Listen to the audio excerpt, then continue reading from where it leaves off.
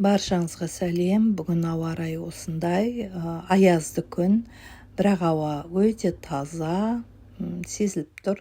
Мынадай таңғы ас өте тойымды әрі пайдалы. Кешке көңіл күйім болмай, бір нәрсеге үмітім ақталмай, шамалы мұңайып қалған едім. Бүгін болған істі өзгерте алмаймын ғой. Мен мұңайғанмен одан пайда жоқ қой. Мына жаңа күніме шүкіршілік етейін деп, баламды алып далаға шығып кеттім. Мен сол туралы айтайын. Шүкір, жан аман. Айтатын жайт, кейбіреулер білетін шығар. 2 және 5% несиелік тұрғын үй бағдарламасымен үй беріліп жатыр, пәтерлер беріліп жатыр. Мен соған өтінім беріп едім, өтпей қалдым. Менің таң қалғаным 2011 жылдан бастап адамдар үй кезегінде тұр екен. Ойлаңыздар, 15 жыл бойы үйсіз, пәтерсіз жүрген адамдар бар. Біз кең байтақ жерде тұрып жатырмыз. Осы жерде тұрып жатқан халық саны өте аз. Дегенімен адамдардың көбінде үй жоқ, пәтер жоқ. Және сол пәтер алуға қолдарында ақша жоқ. Алса да жаңағыдай несиеге, ипотекаға алып жатады. Кезінде осы тұрғын үй бойынша кеңес беріп жүрген блогер бар еді ғой, Дәулет деген, қазір қателеспесем депутат. Сол кісінің бір айтқан есімде қалды: орташа жалақыға пәтер алу мүмкін емес. Өте қиын деді. Пәтер алу үшін қосымша жұмыс істеу керек деді. Қосымша табыс болу керек деді. Мен ол кісімен келісемін, бірақ мысалы біз жалдамалы жұмыста істесек, 8 сағаттық жұмыс істесек, қосымша табысты қай кезде табамыз? Түнгі сменға шығып табамыз ба? Міне осындай сұрақтарға мен жауап бере алмаймын. Жауап таба да алмаймын. Бізде жалпы жалақы өте аз, өте төмен. Мемлекеттік орган мекемелер болсын, жеке меншік объектілердегі жұмыс болсын, берілетін жалақы аз. Неге аз екен, онда айта алмаймын. Бізде үлкен өндірістер жоқ. Өндіріс болса да ол өз ресурсын ақтай алмайды. Өйткені қайталайын, бізде адам аз, яғни тұтынушылар аз. Тауарды, қызметті тұтынушылар саны өте аз. Сондықтан былай да тиімсіз. Өндіріс жүргізуде бізде кішкене ауыр деп ойлаймын. Бұл менің өз ойым.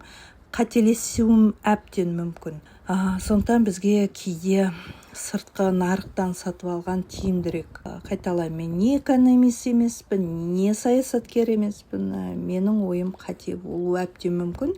Бұл менің өзімнің жеке ойым. Осындай сұрақтар менде өте көп, бірақ ол сұрақтарға ешкім маған жауап та бере алмайды, және мен ол сұрақтарға әлі күнге дейін жауап таппадым.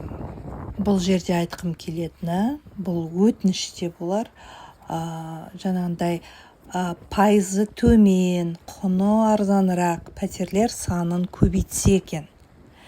Бұл халыққа біраз көмек болар еді.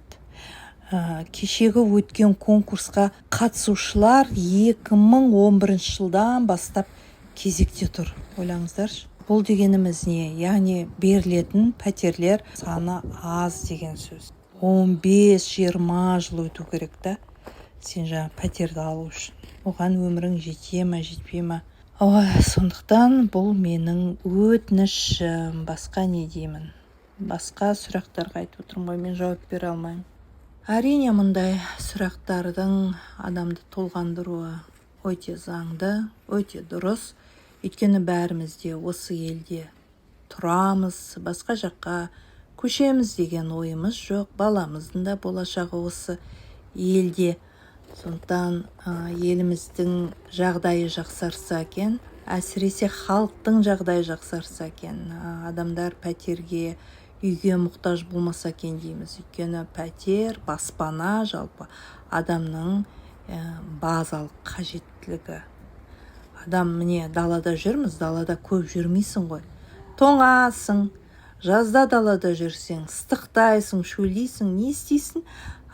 Тезірек барып ұяңа кіріп кеткің келеді. Яғни өзіңнің баспанаңа барып демаласын. Өміріміздің көп уақыты үйімізде, баспанамызда өтеді. Бұл ғасырлар бойы жалпы адамзат пайда болғаннан бастап келе жатқан адамның өмірінің бір бөлшегі баспана деген. Сондықтан мынадай 21 ғасырда, бәрі дамып жатқан ғасырда адамдардың баспанаға мұқтаж болуы, бәлен жыл баспанасыз, өзіне тиесілі баспанасыз жүруі әрине қиын, қынжылтады, адамды мұңайтады. Осындай проблемалар шешілсе екен деймін. Ең бірінші осы проблема шешілсе екен деймін. Балам екеуміз біраз таза ауада серуендегеннен кейін үйімізге қайттық. Әрине өз баспанамыз болмаса да, әпкеміздің баспанасы. Оған да шүкір. Бұл өмірде адамға ең бірінші тірек ата-ана, одан кейін бауыр екен. Соны білдім, жандарым. Сондықтан бәріңе де ең бірінші бас амандық тілеймін. Басымыз аман болсын, бауырларымыз аман болсын, еліміз, жұртымыз тыныш болсын. Балам болса рақаттанып ойнап жүр. Балада проблема болмау керек. Проблема болса, оны ата-анасы біз, яғни шешуге міндеттіміз. Үйге келсек, әпкем мынадай тамақ әкеп қойыпты. Мен әпкеме бүгін көңіл күйім жоқ, тамақ істегім келмейді дегенмін. Неке жанашыр әпкем дайын тамақ алып кепті. Бәрімізге ас болсын.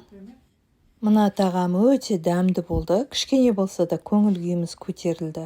Айтпақшы, кешегі тұрғын үй бағдарламасы бойынша өтінімдері өткен кісілерге құтты болсын деймін.